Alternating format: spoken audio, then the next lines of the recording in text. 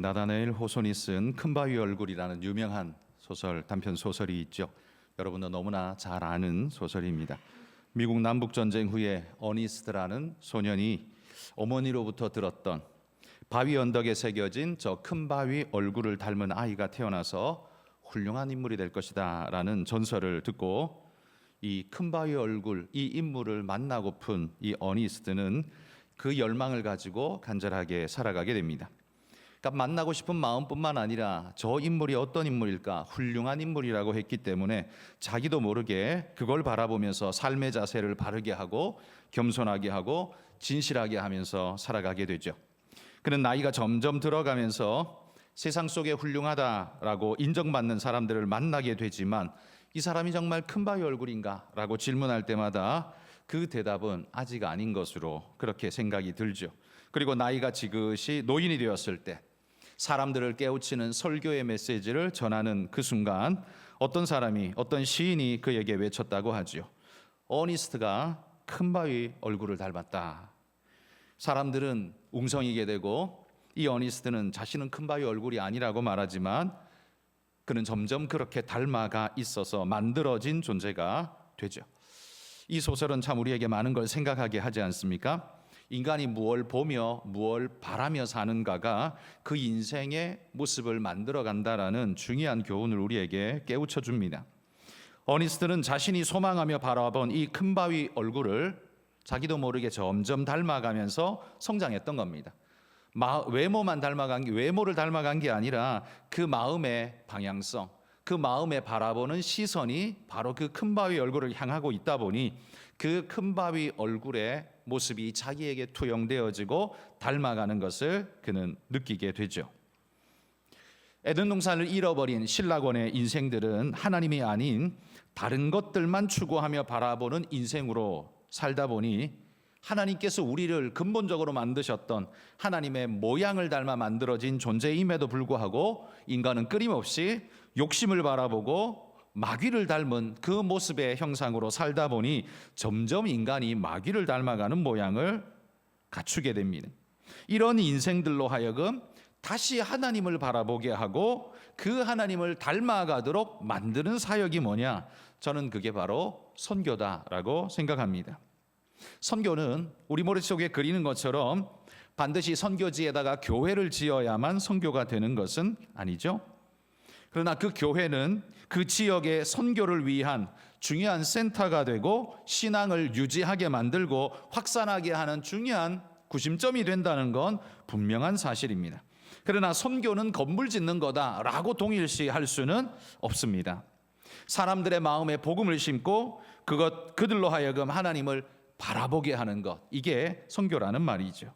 거기에 가시적 공간인 교회라는 그 교회를 통해서 모이고 함께하고 함께 바라보게 만든다면 이 교회야말로 의미 있는 귀중한 교회당 건물이 될 것입니다. 건물을 짓는 것은 그 자체가 선교가 되지는 않지만 그 건물이 선교가 이루어지도록 하는 동력이 된다는 측면에서 의미가 있다는 말이죠. 자, 오늘 본문에 보시면 바라봐야 할 시선을 잃어버린 사람의 이야기가 나옵니다. 오늘 본문의 주인공을 성경은 이렇게 소개하죠. 나면서부터 걸어본 적이 없는 장애인이라고 소개합니다. 이 사람은 나면서부터 걸어본 적이 없기 때문에 그 시대 속에서 가장 불쌍하고 가장 비참한 인생이며 사람들의 도움 없이는 살 수 없는 절대 빈곤의 사람이었습니다. 그래서 이 사람은 늘 성전 가까이 올라가지만 그는 성전을 바라는 게 아니라 성전을 바라보고 올라오는 사람들의 주머니를 바라보고 그 속에 동전을 바라보는 그런 사람이었죠. 그 소망의 모체인 동전은 은혜의 본체와 같이 보였고 그 동전을 담고 있는 주머니는 그의 입장에서 볼 때 그건 마치 교회처럼 보였을지 모릅니다. 그러니까 주머니 교회에 동전의 은혜를 갈망하는 사람이 바로 이 성전 미문에 앉아있는 이 사람이라는 거죠. 이 사람의 시선은 늘 사람들의 주머니를 향해 있었습니다. 사람들의 긍휼을 기대하며 그들을 바라보고 있었습니다. 그러다 보니 그의 인생은 늘 불쌍한 얼굴로 엎드려 구걸하는 모습이 전부였고 그의 소망 없는 인생의 유일한 구원자는 오직 동전의 은혜, 그것만 갈망하는 사람이었죠. 바라보는 게 그거밖에 없었다는 겁니다. 자, 그런데 하루는 베드로와 요한이 성전에 올라가다가 이 사람을 보게 됩니다. 사실 이 사람은 나면서부터 안전뱅이가 된 사람이라고 하는데, 이 사람이 오늘 이 3장에 나오는 이 본문 이 순간에만 이 자리에 앉아서 구걸했겠습니까? 성경에도 말하듯이 날마다 늘 그 자리에 가서 구걸하는 사람이었습니다. 아마 그 사람은 몇십 년을 그 자리에서 구걸했을 겁니다. 그러니까 성전에 올라가는 사람치고 그 성전 미문에 앉은 사람을 모르는 사람은 아마 없을 겁니다. 베드로도 성전에 처음 올라가는 게 아니죠. 항상 올라갔습니다. 유대인 남자라면 성전에 최소한 1년에 한 번 이상은 반드시 성전에 올라가야 되기 때문에 이 미문에 앉아서 구걸하는 이 사람을 못 봤을 리 없습니다. 과거에도 봤지만, 그러나 오늘처럼 그 사람이 주목되어 보인 적은 없었습니다. 그러니 베드로는 올라가다가 그를 보고 걸음을 멈춰섰죠. 베드로는 무엇을 보았기에 멈춰선 걸까요? 물론 베드로가 본 건 분명히 이 구걸하는 사람입니다. 나면서부터 걸어본 적 없는 가장 불쌍한 거린을 봤습니다. 그러나 4절에 말하는 것처럼 베드로가 주목하여 본 것은 단순히 구걸하고 있는 그 거린, 그 사람이 아닙니다. 그 사람의 소망 없는 삶이 보였고 불쌍한 그의 현실이 보였을 것이며, 무엇보다도 그의 본질적 필요가 뭔가에 대해서 베드로는 그 눈에 확연히 보였다는 거죠. 이 사람은 동전의 은혜, 주머니의 은혜만 바라고 있지만 베드로가 그를 볼 때 그 사람에게 필요한 건 그 이상이라는 걸 깨달아 보게 됐다는 거죠. 과거에 성전에 올라갈 때도 이 사람을 봤겠지만 그때에는 그냥 불쌍한 사람이네 하고 동전 하나 던져줬을지 모릅니다. 그런데 오늘 이 베드로에게는 이 사람이 다르게 보입니다. 이 사람의 다른 것이 보입니다. 바로 그의 본질적으로 비어있는 그 요소, 그 인생이 자각도 못하고 자기가 뭐가 필요한 줄도 모르고 앉아서 그저 동전의 은혜만 구하고 있는 이 사람의 진짜 필요를 베드로가 보게 됩니다. 정작 이 사람은 못 보는데 베드로가 봤다는 거죠. 여러분, 갑작스럽게 왜 이게 보였을까요? 아마도 그를 불쌍히 여기는 그 긍휼의 마음이 베드로를 일단 시선을 사로잡았을 겁니다. 그러면서 주께서 베드로 자신에게 보여주신 그 긍휼 때문에 이제는 예전 같으면 물고기나 쫓아다니는 인생이었던 자기가 사람을 낚는 어부로 하나님이 나를 사용해 주시고 인생의 변화를 주셨다는 그 생각이 들면서 하나님의 은혜가 이 사람에게도 절실히 필요하다라는 생각이 들었을 겁니다. 그 사람 속에 투영된 자신의 과거의 모습이 아마 불쌍하게 보였겠죠. 그런데 이게 다가 아니었습니다.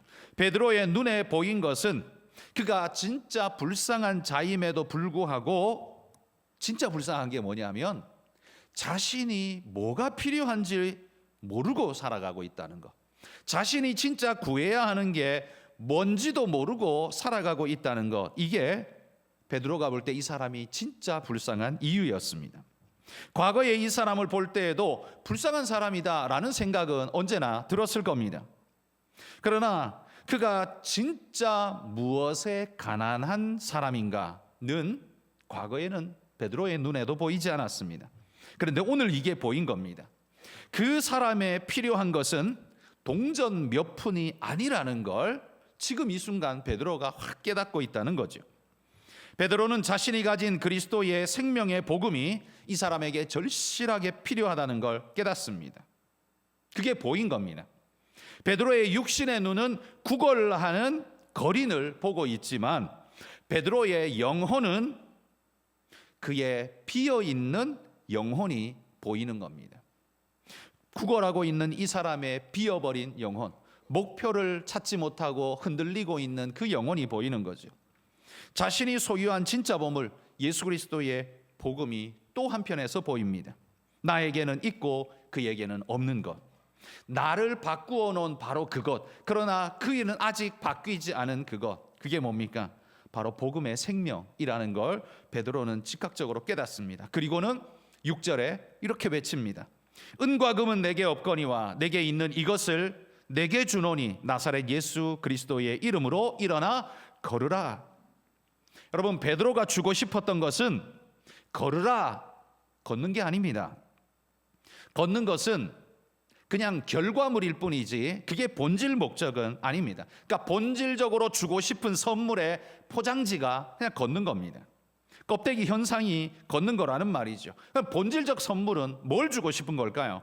그건 바로 예수 그리스도의 복음, 그를 걷게 하는, 그를 육신적으로만 걷게 하는 게 아니라 그의 영적으로도 걷게 하는, 살게 하는, 뛰게 하는 그 진짜의 생명력을 주고 싶다는 겁니다. 바로 이게 그가 주고 싶은 진짜인 거죠. 네가 그걸 얻으면 너의 삶이 바뀔 것이다. 이게 바로 베드로의 확신이었습니다. 그러자 베드로는 그를 향해 큰 소리로 외쳤습니다. 믿음대로 외쳤습니다. 내가 이 사람을 한번 걸어보게 하겠다라고 쇼맨십을 발휘한 것이 아닙니다. 하나님께서 그의 심령에 그런 마음을 주시니, 도전의 말씀을 주시니 그 말씀대로 그는 선포하지 않을 수 없었던 겁니다. 마치 구약의 예레미야 같이 그러했습니다. 예레미야 20장 9절에 우리 같이 한번 읽어볼까요? 읽습니다. 내가 다시는 여호와를 선포하지 아니하며 그의 이름으로 말하지 아니하리라 하면 나의 마음이 불붙는 것 같아서 골수에 사무치니 답답하여 견딜 수가 없나이다. 예레미야가 지금 뭘 답답해하고 있습니까? 아무리 말해도 제대로 알아듣지 못하니까 나 이제 너희들한테 말 안 해 라고 입을 딱 닫고자 하지만 그들을 바라보는 순간 그 불쌍하고 그 미련하고 그 어리석음이 예레미야의 마음에 불같이 타올라서 주님의 말씀을 전하지 않을 수 없게 만드는 뜨거운 심령이 예레미야 안에 불타오르고 있었다는 겁니다. 그걸 예레미야는 답답하여 견딜 수 없나이다 라고 외치는 거예요. 베드로가 왜 외쳤을까요? 그의 마음속에 일어나는 하나님의 불이 그의 마음의 답답함으로 작동했고 외치지 않을 수 없게 만들어버렸다는 겁니다. 그의 마음속에 일어나는 하나님의 말씀 앞에 베드로는 온전하게 순종한 거지요. 여러분, 저는 오늘 선교 헌신 예배를 드리면서 선교에 대한 말씀으로 오늘 이 메시지를 전하는데요. 저는 선교가 바로 베드로의 이 눈과 마음을 갖는 것이 선교라고 생각합니다.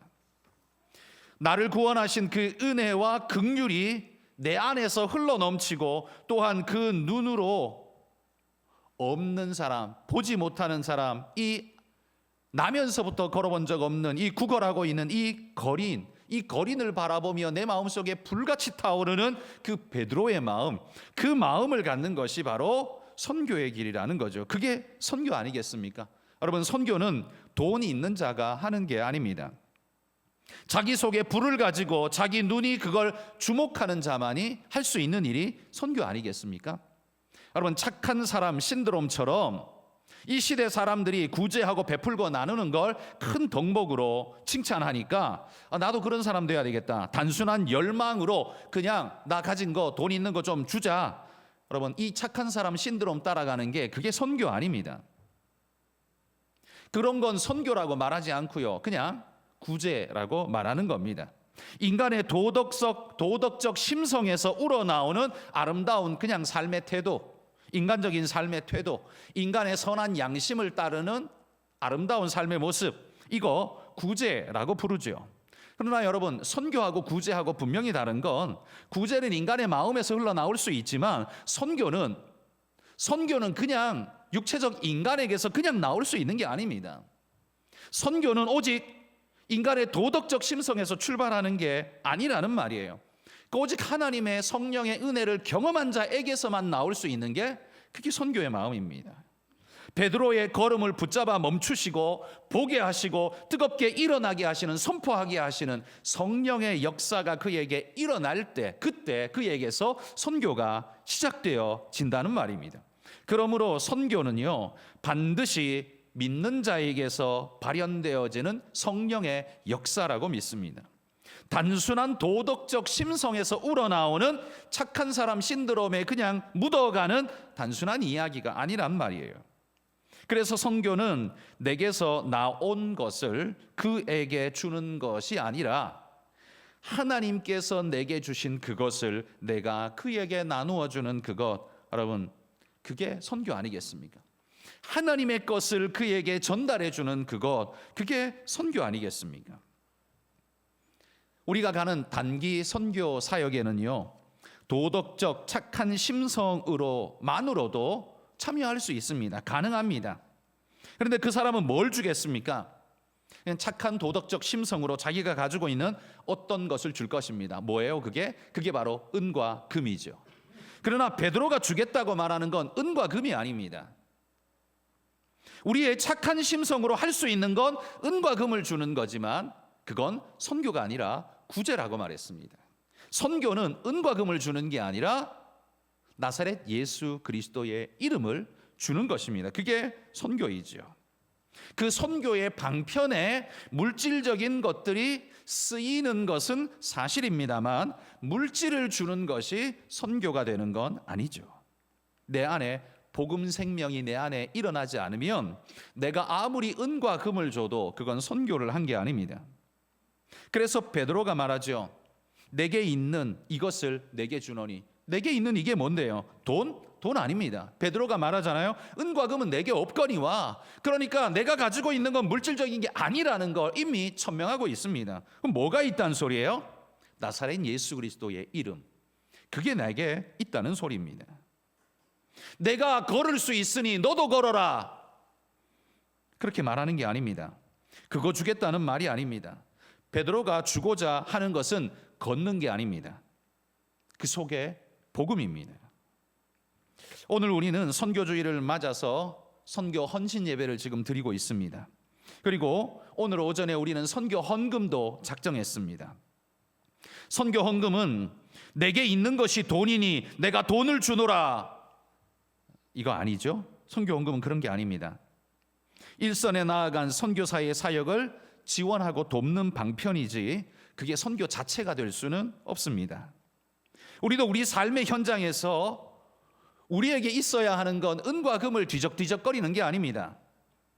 베드로처럼 그게 보여야 되고 그게 내 마음속에 불같이 일어나야 합니다. 그게 뭡니까? 은과 금이 아니라는 거예요. 예수 그리스도의 이름이라는 겁니다. 성령이 내 안에 불타게 하시는 그리스도의 마음이라는 겁니다. 바로 그게 선교이지 은과 금은 선교가 될 수 없습니다. 선교의 하나의 필요의 방편이 될 수는 있지만 진짜 선교는 거기에서 일어나는 게 아닙니다. 내가 복음에 불타고 복음의 은혜를 입었다면 내 눈도 그것을 볼 수 있고 성령께서도 나로 보게 하시니 우리로 그걸 보고 행할 수 있게 할 것입니다. 베드로의 마음에 불이 탄 것처럼 우리도 선교 현장에 가면 마음에 불이 타고 돕고 싶고 함께 하고 싶은 마음이 일죠. 그런데 여러분, 안타까운 건 왜 나는 내 삶의 자리에 들어와서는 그런 불이 안 탈까요? 내 직장에 있는 사람을 보면서는 왜 그 불이 안 나올까요? 왜 꼭 해외에 가야만 그 불이 나한테서 나올까요? 도대체 그 불은 왜 해외라는 데에만 국한되어 있을까요? 왜 한국에서는 작동을 안 할까요? 선교기 때문에 그렇습니까? 선교는 꼭 해외에 가야 선교입니까? 그건 아니죠. 복음을 전하는 모든 것이 다 선교인데 그게 왜 해외에 국한되어져야 합니까? 결코 그렇지 않죠. 그러니 여러분, 우리 안에 불타오르는 베드로의 마음이 바라기는 해외에서만 작동하지 마시고 국내에서도 작동하시기를 축복합니다. 여러분의 삶의 자리에서, 직장에서, 가정에서, 모든 곳곳에서 그런 베드로의 마음이 우리 안에 작동되어지기를 소망합니다. 여러분, 불이 일어나지 않으면 사실 우리가 아무리 힘을 써도 아무리 가진 게 많아도 사실 선교 우리 완성할 수가 없습니다. 내가 얼마를 가져야 저 가난한 사람들을 다 채울 수 있습니까? 절대로 불가능한 일 아닙니까? 나라도 못할 일을, 국가도 못할 일을 우리가 어떻게 합니까? 우리가 바라는 건 그게 아닙니다. 베드로의 시선을 갖는 것입니다. 베드로의 그 마음을 갖는 겁니다. 베드로가 계속 강조하잖아요. 은과 금은 내게 없거니와. 그런데 우리는 계속 은과 금을 주목합니다. 그리고 그걸로 뭘 해야 된다고 자꾸만 생각하게 만듭니다. 그것이 방편이 되기는 하지만 그게 선교 자체가 되지는 않습니다. 선교는 돈이 주는 능력이 아니라 성령의 은혜가 주는, 우리 마음속에 일어나는 성령의 은혜가 주는 능력에서부터 출발하는 것 아니겠습니까? 여러분, 한국 사회는 이제 서서히 선교지가 되어가고 있습니다. 영국이 기독교 국가였던 적이 있었죠. 지금은 그렇게 부르지는 않습니다. 이제는 선교를 받아야 하는 나라가 되지 않았습니까? 여러분, 한국도 선교사 파송 2위 국가라고 자랑하지만 이제 점점 선교를 받아야 하는 나라로 계속해서 치달아가고 있습니다. 복음화율이 점점 낮아져서요, 이게 우리나라 각 도별로 나누면 어떤 도는 선교를 받아야 하는 선교지 같은, 복음화율이 5%, 6%밖에 되지 않는 선교지 같은 곳들이 곳곳에 있습니다. 여러분, 복음을 가진 우리는 무엇을 주목하여 봐야 할까요? 하나님을 보라, 단순히 이렇게 말하는 게 아닙니다. 그냥 막연하게 모든 답의 정답 하나님을 보십시오, 하나님을 의지하십시오, 이 말만 하면 거의 다 맞는 정답이 돼버리잖아요. 그렇지만 제가 하는 말은 그 말은 아닙니다. 성전에 올라가던 베드로의 시선이 주목하여 볼 것을 본 것처럼 우리도 진짜 볼 것을 보고 있는가? 내 안에 일어나는 성령의 불길이 정말 제대로 타오르고 있는가? 오늘 이 시간 우리가 다시 한번 점검하는 시간이 되었으면 좋겠습니다. 여러분, 가장 쉬운 것부터 시작하자면요, 우리 교회가 진짜 선교하는 교회라면 우리 교회를 믿는 사람의 공동체로, 오랫동안 믿어온 사람들의 공동체로 고착화시키면 안 됩니다. 그건 선교적 교회가 될 수 없지요. 그건 폐쇄 공동체이고 선교가 일어나지 않습니다. 그게 아니라 우리가 진짜 선교하는 교회라면 어떤 교회가 되느냐 하면 안 믿는 사람들이 찾아오는 공동체가 되어야 그게 선교적 교회 아니겠습니까?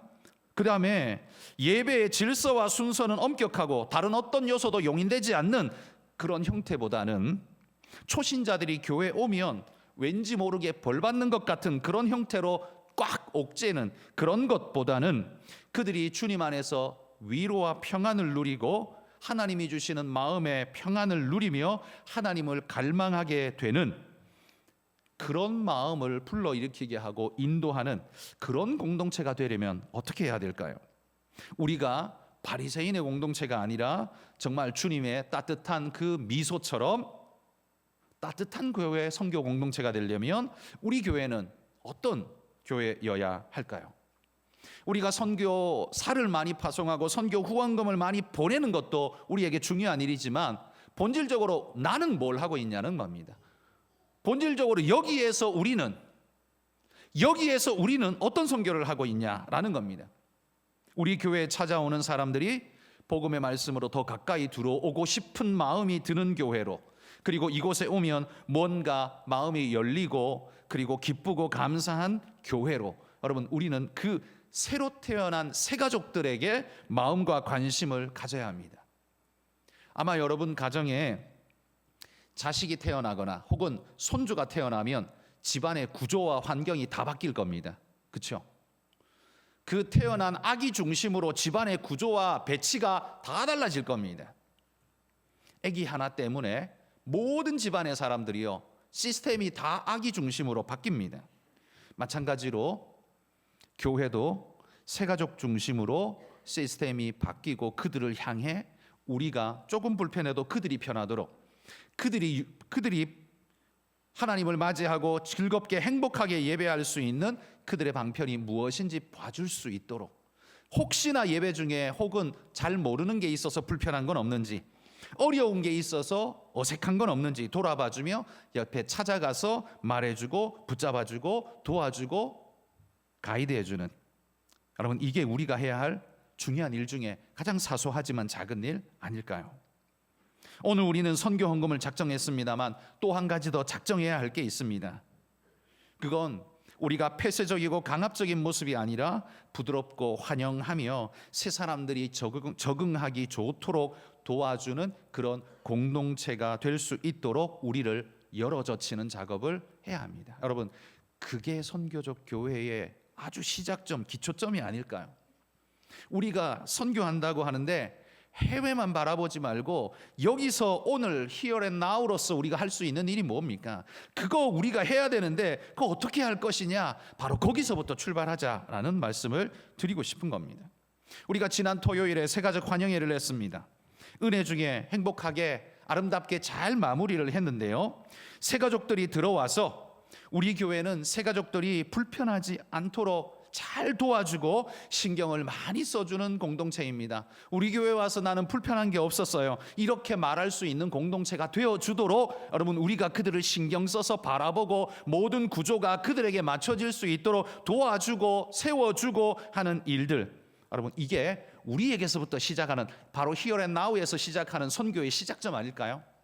그쪽만 바라보고 저 국경 넘어 저 멀리만 바라보고 있는 게 아니라 오늘 내가 여기에서 할 수 있는 선교적인 첫 번째 발걸음을 우리가 놓치지 않고 할 수 있는 것, 그게 우리가 해야 할 중요한 시작점 아닐까요? 저 멀리 그걸 터부시하자는 말이 아니라 그것도 우리의 선교인데요. 그것도 우리의 선교인데 이것도 우리의 선교라는 걸 잃어버리지 말자라는 이야기입니다. 그리고 그 새 가족들이 아직은 사회적인 모습으로 때 묻어 있고 그들의 모습으로 찾아올 때 우리는 그것을 그래도 용납해주고 복음의 말씀으로 서서히 녹여갈 수 있도록 기다려주고 인내해주고 인도해주는, 이게 바로 우리가 해야 할, 또 하나 결심해야 할, 아마 작정해야 할 일일 거라고 생각합니다. 여러분, 우리는 늘 말씀드리지만 선교비를 보내는 것으로 우리의 선교를 다 했다라고 생각하는, 우리의 저 멀리 던져놓은 선교, 그런 인식을 벗어버리고 선교비를 지원함으로써 선교사님들이 선교를 잘할 수 있도록 돕는 것도 우리의 중요한 선교인데, 여기에서 우리가 할 수 있는, 오늘 할 수 있는 우리의 사역을 간과하지 않는 것도 정말 중요한 선교의 사역이라는 걸 잊지 말자라는 겁니다. 저는 지금 국내에서 선교할 수 있는 또 다른 길을 찾고자 물색하고 있습니다.